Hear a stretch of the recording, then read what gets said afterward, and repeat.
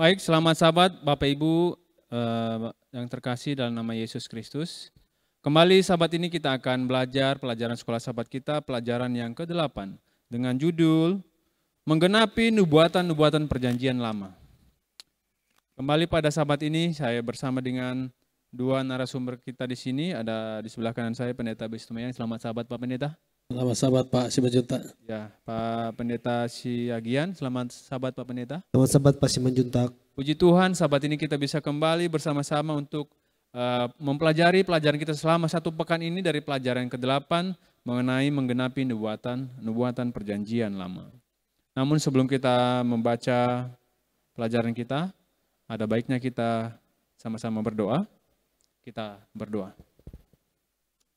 Maha besar Bapa kami yang di surga, terima kasih Tuhan, sahabat ini kami kembali waktunya untuk bisa bersama berdiskusi, untuk mempelajari pelajaran sekolah sahabat kami, pelajaran ke-8 tentang menggenapi nubuatan-nubuatan dari perjanjian lama.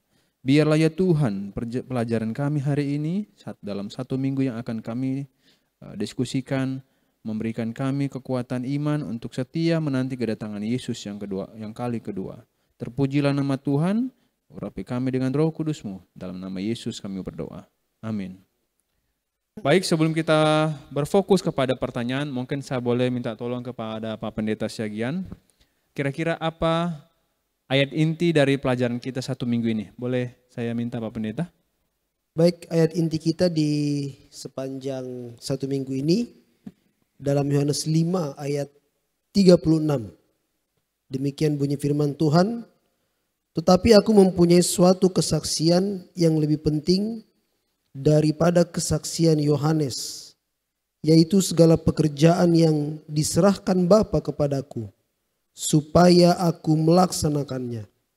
Pekerjaan itu juga yang kukerjakan sekarang, dan itulah yang memberikan kesaksian tentang aku, bahwa Bapa yang mengutus aku. Yohanes 5 ayat 36. Terima kasih, puji Tuhan Pak Pendeta. Terima kasih. Baik, dari ayat hafalan ini atau ayat inti kita satu minggu ini, mungkin saya boleh bertanya kepada Pak Pendeta Situmeyang. Bagaimana Yesus menceritakan di dalam ayat inti ini hubungan antara Yesus ya dan Allah sebagai Bapanya, khususnya dalam konteks nubuatan atau tanda-tanda yang akan Yesus lakukan. Seperti pelajaran kita hari Sabat sore, mungkin boleh Pak Pendeta beri penjelasan. Terima kasih. Baik, terima kasih. Selamat sahabat bagi kita semuanya, Pak Simanjuntak dan selamat juga sahabat umat Tuhan yang menyaksikan rekaman pelajaran ini. Saudara, kitab Yohanes kita sudah banyak belajar selama satu kuartal ini ya.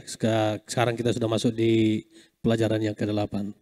Kita sudah mempelajari ada banyak sekali Yohanes menulis di dalam bukunya tentang mujizat-mujizat yang dilakukan oleh Yesus ya. Tanda-tanda ajaib atau mujizat-mujizat yang sebenarnya mujizat-mujizat itu ada saja yang dilakukan oleh nabi-nabi sebelumnya. Baik nabi-nabi Tuhan, demikian juga ada juga nabi-nabi palsu. Tetapi ketika itu selalu ada bukti bahwa nabi palsu melakukan mujizatnya yang tidak sehebat yang dilakukan oleh nabi-nabi Tuhan. Ya, tidak sehebat yang dilakukan oleh nabi-nabi Tuhan. Tanda-tanda mujizat itu sendiri bukanlah bukti kemesiasan daripada Yesus, ya. Kenapa? Oleh karena memang banyak nabi yang melakukan mujizat, ya, bukan hanya nabi Tuhan tapi juga nabi-nabi palsu. Ya, jadi sebenarnya itu tidak menjadi bukti langsung bahwa oh ini Mesias, begitu ya. Tetapi Yohanes menulis beberapa tanda-tanda ajaib atau mujizat-mujizat itu dalam konteks itu membuktikan kemesiasan Yesus. Bahwa Yesus itu benar-benar Mesias, dia adalah anak Allah. Dia adalah Allah itu sendiri. Allah itu sendiri. Kita bisa melihat mujizat-mujizat yang dilakukan oleh Yesus mulai dari membuat air menjadi anggur. Juga mujizat-mujizat bagaimana Yesus memberikan makan ribuan orang dengan 5 roti dan 2 ikan dan hal yang lain juga. Yesus juga bisa pernah melakukan mujizat menyembuhkan orang yang sakit. Yesus juga menyembuhkan orang yang dirasuk setan. Ya, Yesus juga bukan hanya menyembuhkan tetapi membangkitkan orang dari kematian seperti Lazarus. Jadi sebenarnya ini jelas bahwa ketika Yesus melakukan ini ya dan itu nyata, tidak dibuat-buat, dan Yesus berkata bahwa itu dia lakukan atas kehendak Tuhan, atas kehendak Bapanya. Demikian ya, atas kehendak Bapanya. Karena di dalam Yohanes 10 ayat 24 sampai 25 dikatakan, Yesus menjawab mereka, aku telah mengatakannya kepada kamu, tetapi kamu tidak percaya. Pekerjaan-pekerjaan yang kulakukan kulakukan dalam nama Bapakku, itulah yang memberikan kesaksian tentang aku. Bahwa mujizat atau tanda-tanda ajaib yang dia lakukan itu bukti atau tanda bahwa dia adalah siapa? Dia adalah anak Allah. Jika Yesus langsung mengatakan bahwa dia adalah Mesias, para pemimpin agama akan cepat menangkap dia, akan cepat menghakimi dia, akan cepat mengusir dia. Tetapi daripada Yesus mengatakan saya adalah Mesias, lebih baik dia melakukan pekerjaan-pekerjaan itu, pelayanan-pelayanan itu, karena itu tidak bisa dibantah. Begitu ya. Karena tanda-tanda ajaib itu, mujizat-mujizat yang dilakukan oleh Yesus, perbuatan-perbuatan yang dilakukannya tidak bisa disangkal oleh manusia. Itu membuktikan bahwa itu dilakukan oleh karena Bapaknya. Ada Allah yang memberikan itu kepada siapa? Kepada Yesus ya. Jadi pertanyaannya tadi bagaimana ayat-ayat itu menggambarkan hubungan antara Yesus dan Bapa, khususnya konteks tanda-tanda yang dilakukan. Jadi melalui tanda-tanda ajaib itu, mujizat-mujizat itu, tanda bahwa ada hubungan antara Yesus dengan Allah, yaitu bahwa Yesus Mesias yang diutus oleh Bapa, atau Yesus adalah Allah itu sendiri.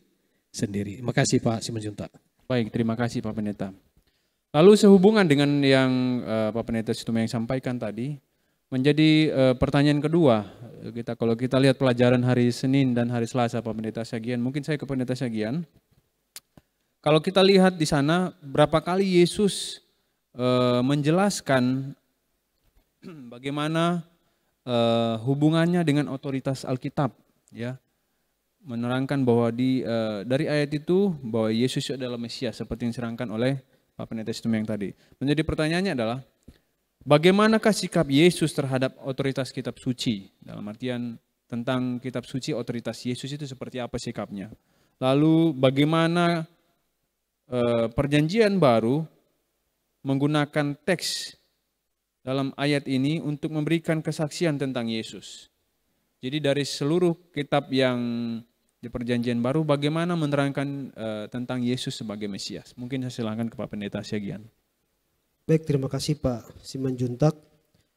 Jadi Yesus sangat meninggikan kitab suci ya. Yesus sangat meninggikan otoritas kitab suci. Dan pada masa itu kitab sucinya adalah Perjanjian Lama. Jadi sudah pasti ketika Yesus mengutip dari kitab suci, ketika Yesus mengatakan kitab suci, sudah pasti pada zaman itu adalah Perjanjian Lama. Nah, kalau kita baca dalam Yohanes 5 ayat 39, Firman Tuhan mengatakan bahwa engkau menyelidiki kitab-kitab suci, ya, yang mana engkau berpikir olehnya engkau memperoleh kehidupan yang kekal.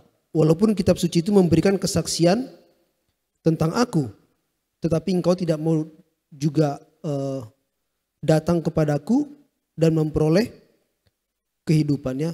Jadi Yesus Kristus menjelaskan bahwa kitab suci sendiri memberikan suatu kesaksian tentang Yesus, ya. Dan mungkin Pak Gibson boleh tolong bacakan Yohanes 5 ayat 46 dan 47.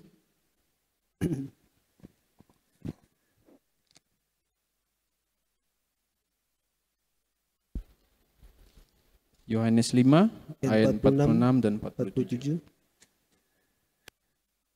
Sebab jikalau kamu percaya kepada Musa, tentu kamu akan percaya juga kepadaku, sebab ia telah menulis tentang aku. Tetapi jikalau kamu tidak percaya akan apa yang ditulisnya, bagaimanakah kamu akan percaya akan apa yang kukatakan? Ya, jadi Yesus mengatakan bahwa bukti bahwa dia adalah Mesias atau juru selamat itu adalah daripada Alkitab itu, ya. Alkitab sendiri memberikan suatu bukti bahwa dia adalah Mesias, ya. Artinya Yesus tidak hanya mengaku dia adalah Mesias, tetapi dia juga memberikan bukti bahwa Alkitab sendiri adalah memberikan kesaksian tentang Yesus Kristus, ya. Sama seperti dalam Bilangan 21 ayat 5 sampai 9 yang mana dikutip juga di dalam Yohanes 3 ayat 14, ya. Dikatakan di situ, dan sama seperti Musa meninggikan ular di padang gurun, demikian juga Anak Manusia harus ditinggikan. Yohanes 3 ayat 14. Di sini Yesus tidak hanya mengacu pada kisah tersebut, tetapi menggunakan kisah tersebut untuk menunjukkan pada dirinya sendiri, ya. Pada dasarnya dia memberi kita penafsiran yang berotoritas tentang apa maksud yang ingin disampaikan oleh kisah tersebut, ya. Dan ya, jadi Yesus sangat menghormati, menghargai kitab suci, sehingga dalam menyatakan dirinya sebagai Mesias, ya, tadi melalui perbuatan-perbuatan dan juga melalui kesaksian daripada kitab suci itu sendiri. Jadi Yesus tidak menghilangkan, ya, kitab suci, ya, atau merubah kitab suci, tapi justru Yesus adalah kegenapan daripada kitab suci itu sendiri. Ya, itu mungkin. Kemudian dari perjanjian baru, ya. Bukan hanya Yesus saja yang memegang tinggi otoritas kitab suci, tetapi penulis-penulis perjanjian baru mereka juga mengutip, ya, atau menyatakan bahwa perjanjian lama adalah merupakan sebuah kegenapan dari Yesus atau nubuatan daripada Yesus, ya, seperti Injil Matius, Markus, Lukas, ya.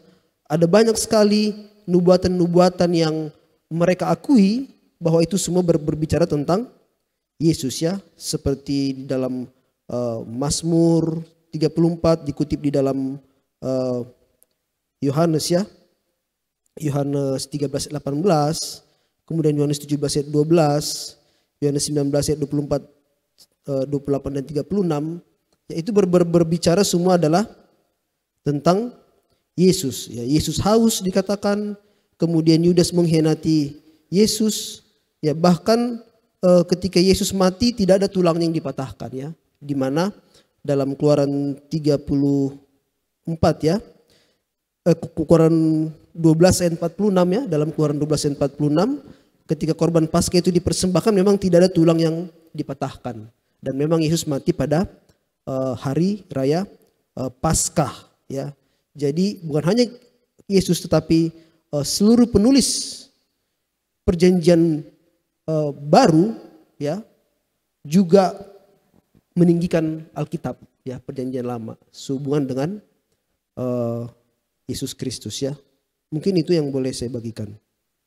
Baik, terima kasih Pak Pendeta. Semua berarti tetap berfokus sejalan dengan yang diterangkan oleh Pak Pendeta Situmorang tadi. Kitab itu semua memang benar-benar berfokus kepada Yesus, gitu ya, menyaksikan tentang kemesiasan daripada Yesus. Baik, terima kasih Pak Pendeta. Kemudian sebagai pertanyaan ketiga, kalau kita pelajari di Yohanes 5 ayat 39 Pak Pendeta, tentang bagaimana Yesus menemplak para pemuka-pemuka agama, yang bunyinya demikian. Kamu menyelidiki kitab-kitab suci, sebab kamu menyangka bahwa olehnya kamu mempunyai hidup yang kekal. Tetapi walaupun kitab-kitab suci itu memberi kesaksian tentang aku. Kalau kita lihat di pelajaran ini Pak Pendeta ya, Yesus, para pemuka agama pada saat itu benar-benar mempelajari tentang kitab suci. Ya, seperti Pendeta Syagin tadi katakan, dari tentang perjanjian lama gitu Pak Pendeta ya. Tapi mereka susah menerima Yesus sebagai Mesias. Karena seperti kita sahabat lalu katakan, tidak ciri-ciri sebagai seorang raja yang datang mereka harapkan gitu Pak Pendeta. Kira-kira di luar selain itu, kira-kira apa yang menghalangi beberapa halangan yang membuat para pemuka agama itu untuk mempercayai Yesus? Dan bagaimana prinsip-prinsip ini yang mungkin bisa terjadi kita manifestasikan pada masa sekarang bagi kita secara pribadi gitu Pak Pendeta. Terima kasih. Baik, terima kasih Pak Simanjuntak. Jadi memang inilah tantangan bagi manusia. Apa yang terjadi di masa lalu bisa terjadi hari ini juga. Karena tidak mudah juga orang percaya atau bisa menerima Yesus. Cara khusus kita bicara tentang pemuka agama, ahli Taurat, ya orang Farisi di zaman Yesus, tidak mudah. Ada beberapa hal yang membuat mereka tidak bisa atau tidak mudah menerima Yesus sebagai Mesias. Yang pertama adalah bahwa yang pertama itu ketaatan kepada hukum Sabat. Ya, orang Yahudi sangat setia dengan 10 hukum. Secara khusus hukum keempat tentang hari Sabat. Untuk menguduskan hari Sabat ini menurut pikiran mereka sudah membuat begitu banyak peraturan-peraturan ya yang membuat sebenarnya semakin sulit mereka untuk melakukannya. Ya, untuk menguduskan hari Sabat ini. Dan sepengetahuan mereka, apa yang mereka lihat bahwa cara hidup Yesus dalam menguduskan Sabat itu sangat berbeda. Sangat berbeda bagi mereka. Ini yang membuat mereka tidak bisa menerima Yesus sebagai Mesias.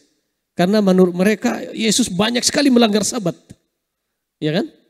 Ya, mulai dari mengadakan perjalanan hari Sabat, lalu makan memetik gandum hari Sabat, kemudian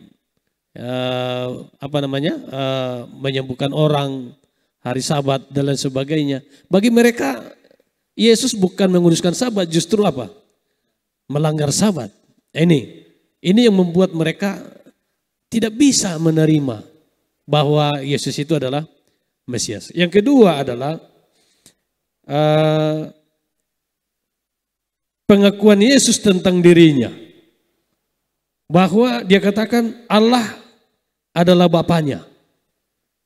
Ya. Bahkan Yesus katakan bahwa dia dengan Allah itu satu. Artinya bahwa dia adalah Allah, kira-kira begitu ya. Atau dia katakan bahwa tidak ada seorang pun yang bisa mengenal Bapa tanpa melalui aku. Jadi bagi orang Israel atau pemuka agama, ya atau orang Israel lah ya, sangat tidak bisa diterima ketika Yesus menyatakan dirinya sama dengan Allah. Ya, satu dengan Allah. Tidak bisa diterima. Bahkan dia katakan bahwa dia bisa mengampuni orang berdosa. Ya kan? Seringkali dia mengampuni orang berdosa. Ya, bagi mereka tidak bisa terima. Itu yang kedua. Yang ketiga adalah karena memang mereka tidak beriman ya. Mereka kurang iman. Yesus menegur mereka karena tidak memiliki iman yang cukup untuk menerima kesaksiannya. Walaupun Yesus sudah melakukan banyak bukti-bukti kemesiasannya melalui perbuatannya, melalui kesaksian Yohanes sendiri. Ya, Yohanes Pembaptis sudah bersaksi bahwa dia inilah Mesias itu. Dan juga kesaksian dari kitab suci. Ya, kitab suci sudah menubuatkan siapa itu Mesias. Sudah dinubuatkan dan itu sudah tergenapi oleh Yesus mulai dari kelahirannya. Ya kan? Yesus lahir di Bethlehem. Itu sudah dinubuatkan di kitab Perjanjian Lama. Tapi bagi mereka tidak bisa menerima. Karena apa? Mereka kurang beriman, tidak beriman. Walaupun mereka sudah menyaksikan, melihat kesaksian, melihat tanda-tanda, bukti-bukti yang sebenarnya itu sudah dituliskan di Perjanjian Lama. Bahwa Mesias itu akan melakukan ini, itu sudah digenapi. Tapi mereka tidak bisa terima. Kenapa? Karena itu tadi mereka kurang iman. Tidak memiliki iman yang sungguh kepada Allah. Nah ini, jadi ada 3 hal yang paling besar yang menghalangi pemuka agama, Farisi, bahkan mungkin kebanyakan bangsa Israel lah ya, untuk tidak menerima Yesus sebagai Mesias. Yang pertama karena mereka merasa bahwa Yesus melanggar Sabat, bukan justru menguruskan Sabat. Itu pemahaman mereka. Kemudian Yesus menyatakan dirinya sama dengan Bapa, bahwa dia dengan Bapa satu, begitu ya. Yang ketiga memang mereka kurang beriman. Jadi ini mungkin menjadi aplikasi bagi kita umat Tuhan di zaman akhir, ya. Mari kita beriman kepada firman, kepada Yesus, kepada firman itu. Ketika kita sudah membaca firman itu, kita melihat kegenapannya, harusnya jangan lagi kita seperti Thomas, harus melihat fisiknya. Begitu ya. Pelajaran kita sahabat lalu katakan, berbahagialah mereka yang percaya walaupun tidak melihat. Biarlah melalui pembacaan Alkitab yang kita baca dan sudah tergenapi dalam diri Yesus, kita yakini itu dan kita beriman kepada itu. Supaya kita jangan seperti orang-orang pemuka agama yang sulit menerima. Mungkin itu yang boleh saya sampaikan Pak Simanjuntak. Makasih. Baik, terima kasih Pak Pendeta. Mungkin ini sebagai pertanyaan terakhir, nanti setelah ini boleh nanti Pak Pendeta boleh simpulkan pelajaran kita 1 minggu ini ya. Saya mau ke Pak Pendeta Syagian. Di dalam kitab Injil Yohanes, kira-kira apa yang diungkapkan oleh dari bagian kitab ini secara keseluruhan tentang Yesus, dari penggenapan nubuatan tentang Yesus adalah sebagai Mesias? Ya, boleh Pak Pendeta. Iya. Jadi ada banyak sekali yang ditulis oleh Yohanes sehubungan dengan bahwa Yesus adalah kegenapan ya, kegenapan nubuatan daripada Alkitab Perjanjian Lama tentunya ya. Mungkin kalau kita baca, tapi mungkin kita nggak mungkin baca semua. Yohanes menubuatkan tentang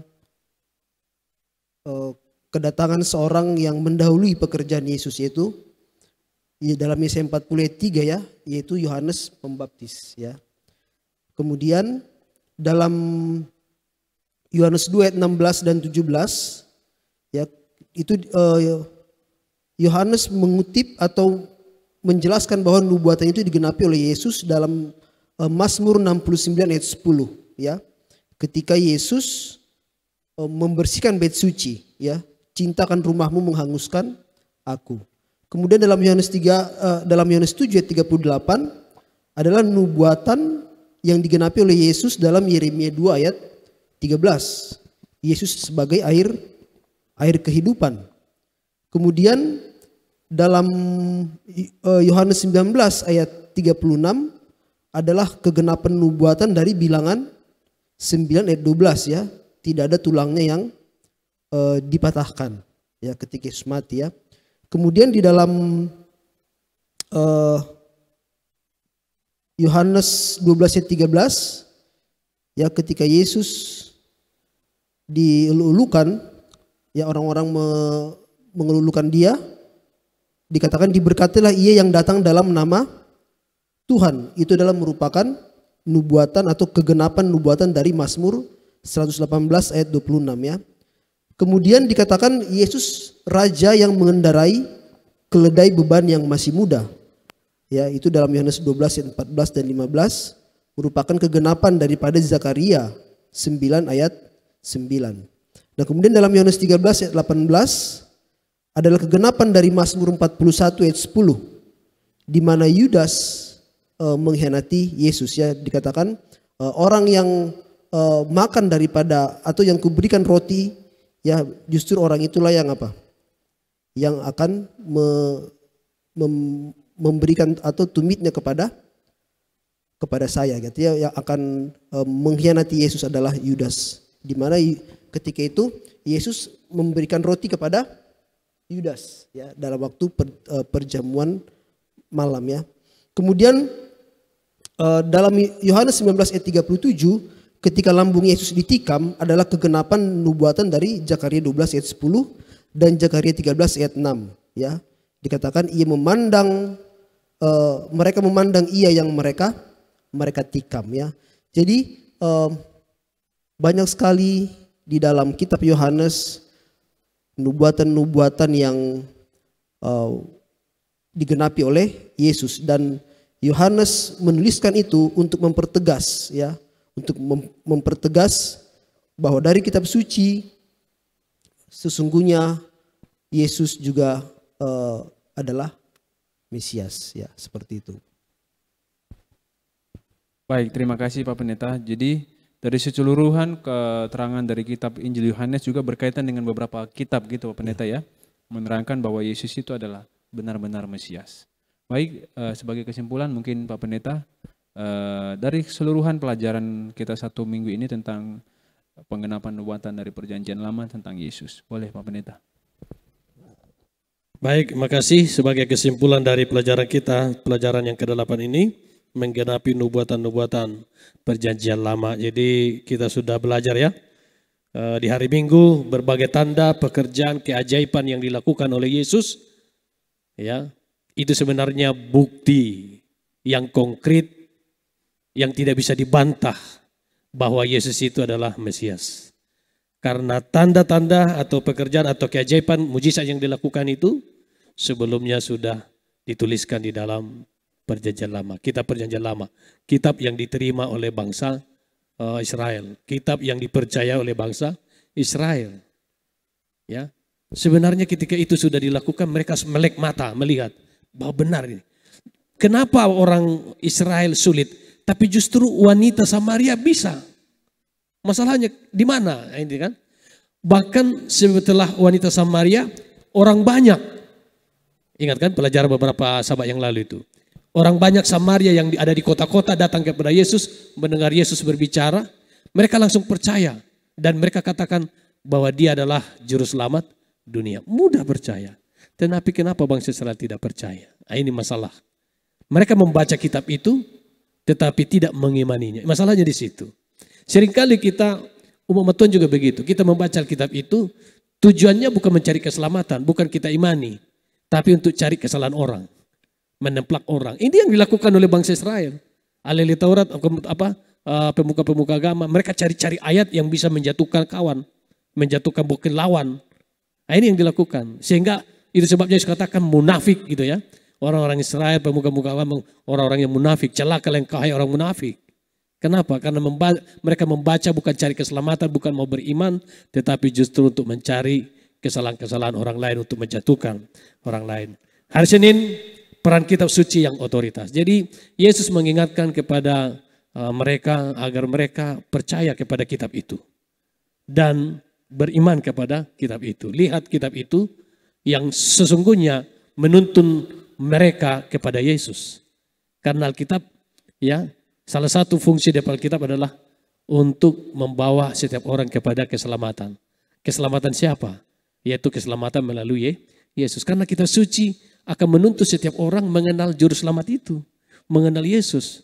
Nah itu dia. Tapi bangsa Israel tidak bisa. Kemudian tadi pendeta muda sudah sampaikan, ya, nubuatan Perjanjian Lama tentang Yesus.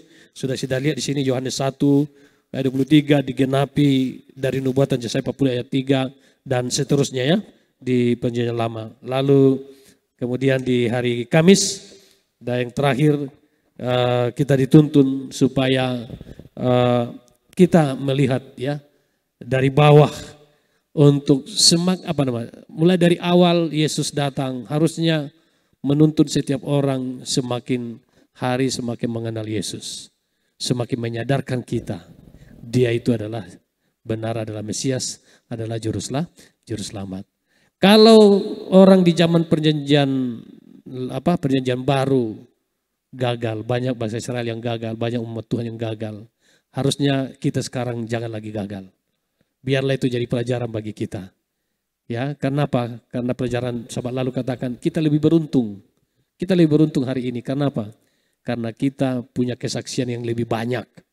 Yang membuktikan bahwa Yesus adalah Mesias, Yesus itu adalah Allah. Kalau mungkin di perjanjian baru mereka hanya punya Alkitab dan bukti-bukti tanda-tanda yang dilakukan oleh Yesus, tapi tidak seperti kita sekarang yang memiliki Alkitab perjanjian lama, perjanjian baru, 4 Injil membuktikan bahwa Yesus adalah Mesias. Harusnya itu cukup bagi kita. Ya, kalau ini lagi kita tidak percayai, bagaimana lagi kita? Ya, jadi semoga pelajaran kita satu pekan ini kembali menegaskan dan menguatkan kita untuk tidak ragu bahwa Yesus adalah Mesias yang dijanjikan di perjanjian lama, digenapi dalam dirinya. Dia adalah Allah kita, dia adalah juru selamat kita yang telah pernah lahir di dunia ini dan mati dan bangkit. Sekarang dia ada di dalam surga menjadi imam besar bagi kita. Terima kasih, Tuhan berkati. Pak Simanjuntak. Puji Tuhan, terima kasih. Demikianlah pelajaran sekolah sahabat kita untuk pelajaran ke-8 ini. Kiranya apa yang sudah kita dengarkan hari ini bisa menjadi menguatkan kita untuk tetap setia kepada dan percaya pada Yesus. Tidak mengulangi kesalahan yang sama, namun tetap yakin bahwa Yesus adalah salah satunya juru selamat bagi kita. Mungkin Bapak Ibu jika memiliki ada pertanyaan, boleh disampaikan nanti di kolom komentar. Nanti kita akan bisa jawab. Dan sampai di sini pelajaran sekolah sahabat kita. Kita undang Bapak Pendeta Siagian untuk menutup kita dalam doa. Baik, mari kita bersatu dalam doa.